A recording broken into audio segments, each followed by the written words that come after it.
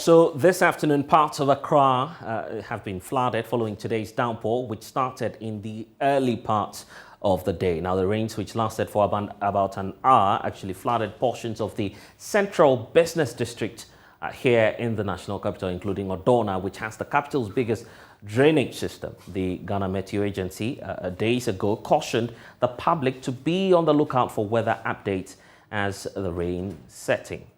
When it happens like this, we normally experience the strong winds. We normally experience thunder and lightning, and we all know what comes with strong winds. Either we have the dead branches that normally falls off from trees, or if you have a weak structure, this is the time that we'll be hearing collapse here and there.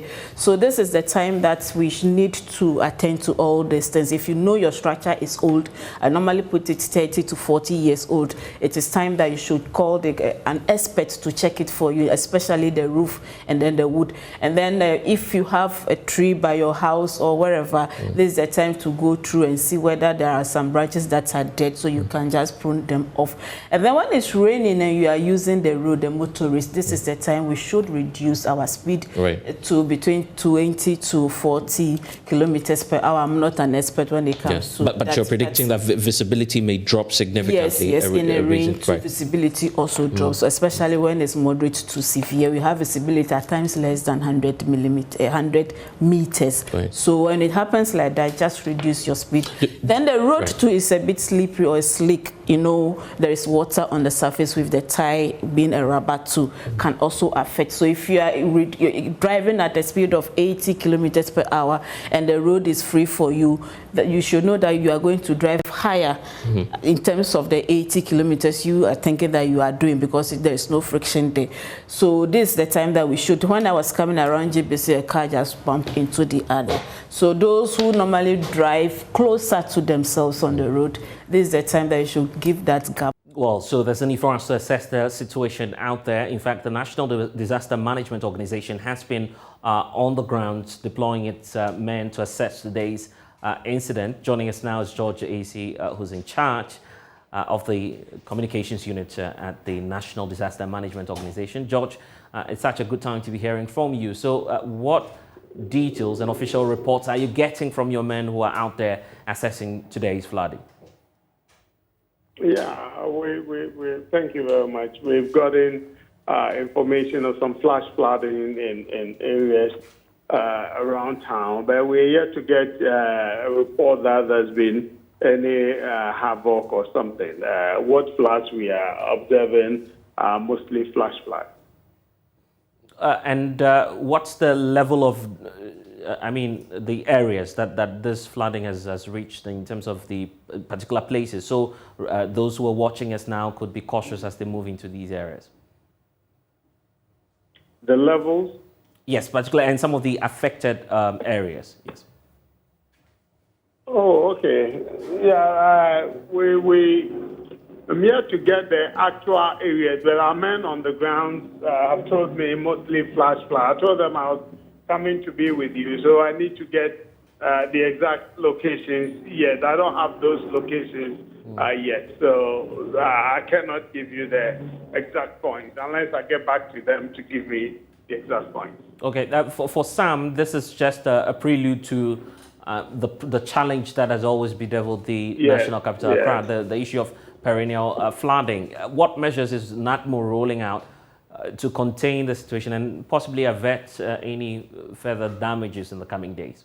Yeah, I told you earlier, we are checking in collaboration with the assemblies, the desilting and others. And so, yes, once we get some of the places desilted, we know the volumes of water that come definitely will still experience the flooding. And we are getting our men on the ground to people on the possibility of heavy flooding and what we need to do. Identify safe havens and move in there to avoid the possibility of people being affected and displaced. So, yes, we are sensitizing the people on the possibility of heavy flooding across the capital especially. Right, and last year when this incident happened, part of the recommendations from the experts was that there's a need for a demolition exercise along the waterways and all of that. Are you considering all of this as you engage stakeholders going forward?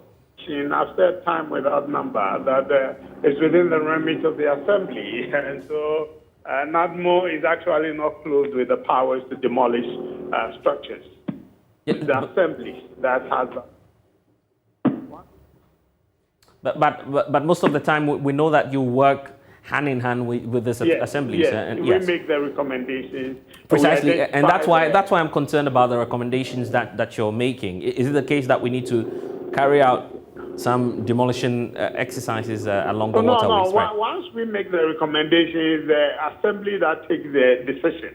Once they take the decisions, they work with us. We move with them to point out the problematic areas, and then they carry out the order to demolish.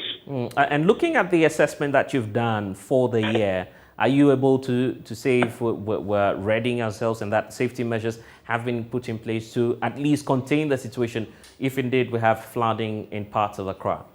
Yeah, definitely.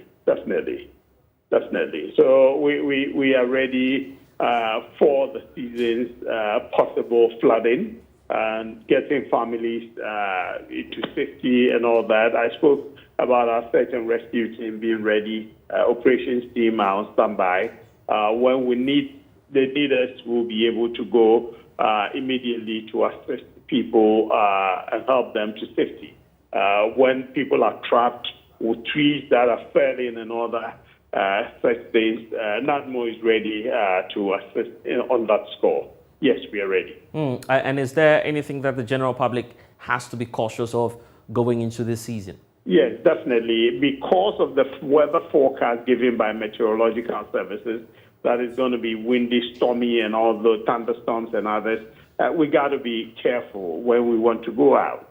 And we should pay heed to the weather warnings and act accordingly, because these days, you and I will agree that Meteor's forecast is near perfection. And so let's abide by those forecasts.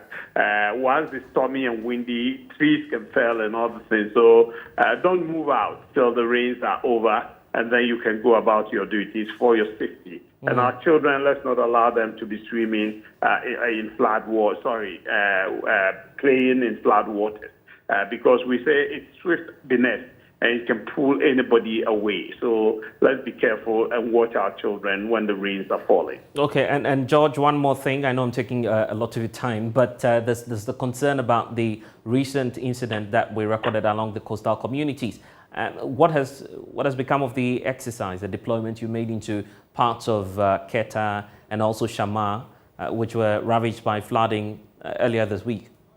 Yes, we've gotten people some safe havens and they are putting up. We've gotten some reliefs for people, especially in Shama and Sege areas there, and we are going to make a follow-up on that score. And the clarion call, interestingly, all over these three places is that we need a sea defense protection project.